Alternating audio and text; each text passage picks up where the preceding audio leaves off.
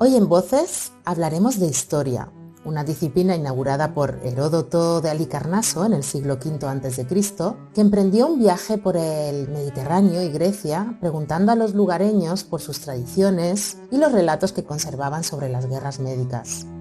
La palabra historia deriva del verbo griego historein, que significa investigar, indagar, y del sustantivo histor, que hacía referencia al hombre sabio, un hombre en busca del conocimiento.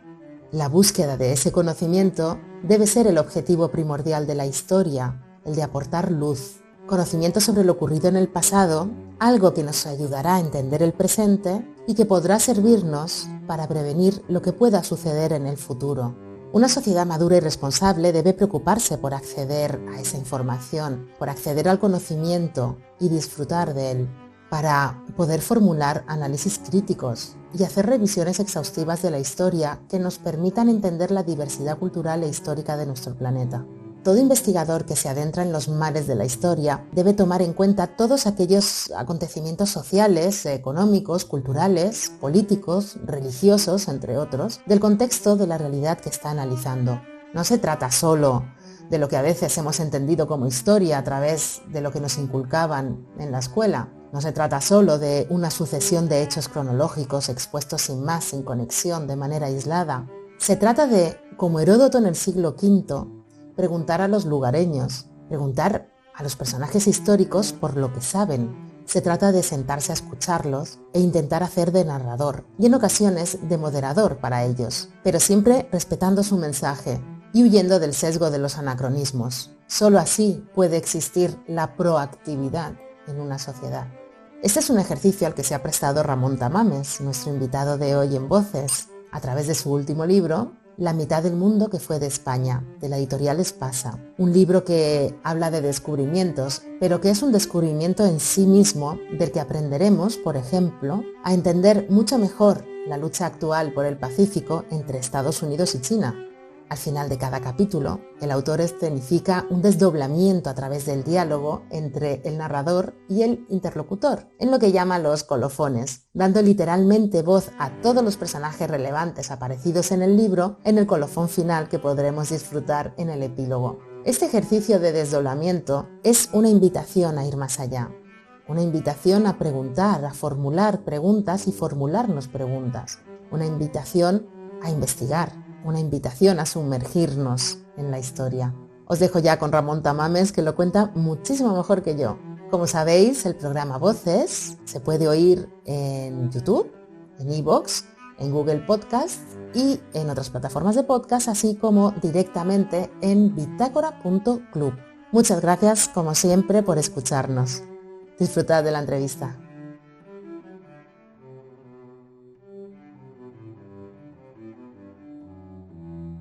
Bienvenido, Ramón Tamames, a Voces. Es un auténtico placer tenerle con nosotros. Y para mí también es un placer estar con una empresa joven como Bitácora, que reúne la idea de navegar en el espacio del conocimiento, en una especie de Ítaca, buscando la vuelta de Ulises a su patria para encontrar a Penélope y a quién más, a Telémaco. Así es. Nosotros consideramos que la libertad se halla en el conocimiento. ¿Qué le impulsa hacia el saber? ¿Qué le ha impulsado durante toda su vida hacia el saber? ¿Es la sed de libertad a través del conocimiento o es otro impulso? Uno se entera ya cuando es muy mayor que gnosología es la capacidad de aprender, de conocer, y que todo lo que se refiere al conocimiento está relacionado con el cerebro, con la mente humana que se forma progresivamente y con la idea de no solamente de absorber conocimientos, sino de difundirlos e incluso influir en su tratamiento debidamente con obras literarias, obras científicas, obras históricas, etcétera, para la gente que quiere precisamente ampliar sus conocimientos y disfrutar de la vida, porque no se disfruta lo mismo sabiendo de qué va cada cosa. Sabiendo que de qué va cada cosa se disfruta más.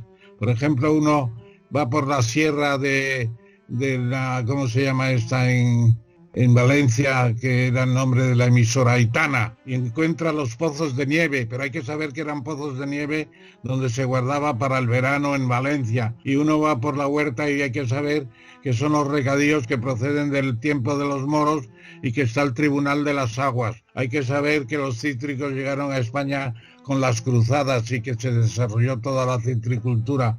O hay que saber que en Valencia está Mercadona, que es el mercado bueno de calidad para todo el mundo.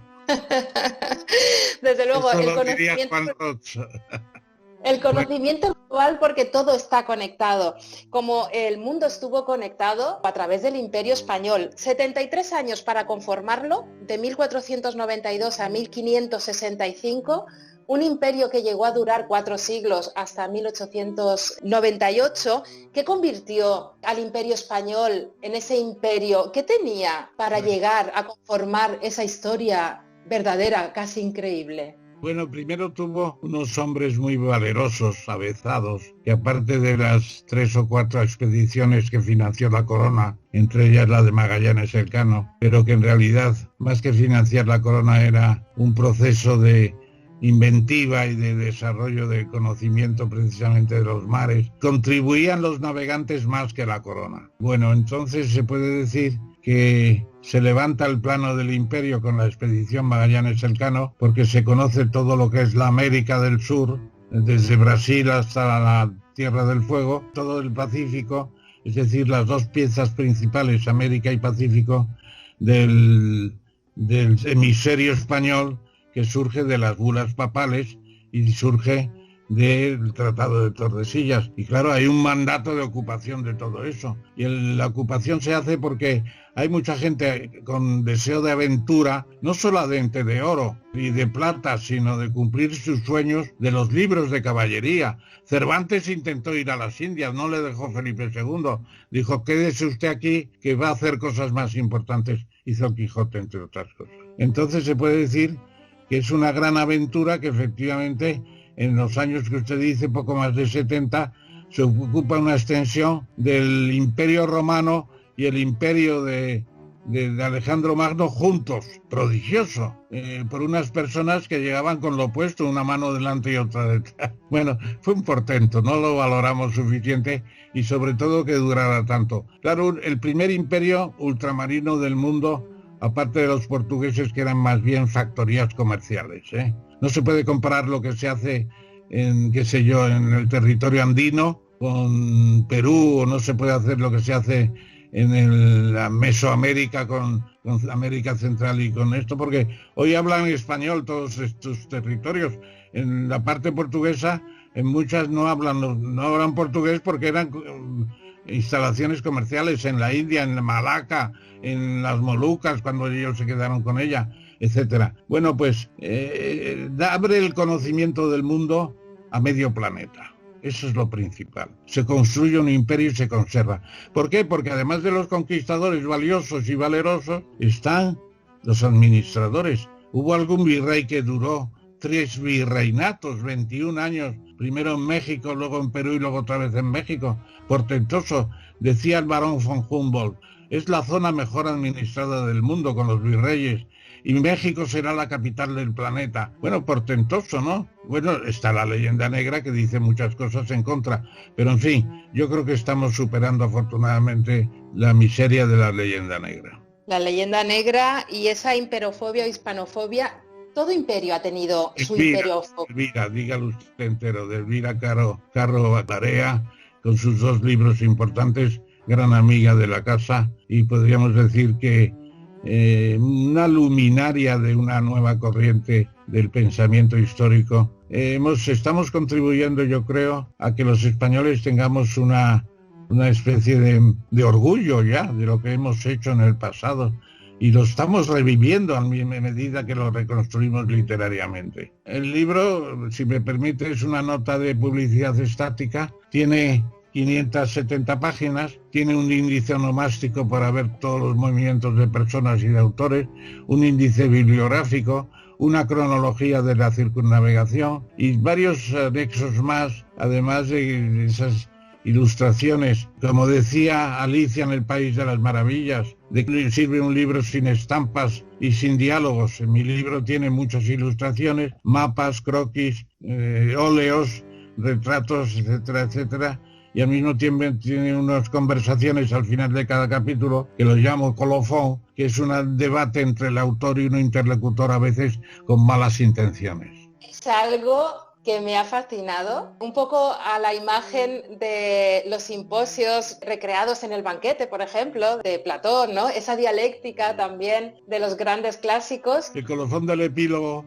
hay una especie de autosacramental en que aparecen todos los personajes y discuten sobre el imperio, sí. Lo que usted llama una organización de un congreso de historia de todos esos personajes que se levantan para expresarse. Es maravilloso y cuenta también de su espíritu crítico consigo mismo, ese desdoblamiento entre el autor y ese interlocutor que lo ponen aprietos a veces. Eso es. Hay una parte que a mí me gustó especialmente, que es Norteamérica. La ocupación de la Nueva España, que llega ya prácticamente a la Alta California, pero luego la incorporación del territorio de Nootka, que llega a Alaska y a las Aleutianas, y luego la incorporación de la Luisiana en la Guerra de los 7 años, cuando Carlos III le dice a Luis XV, oye, tú ven para acá, me quedo con la Luisiana, que ya me la he ganado con ayudarte.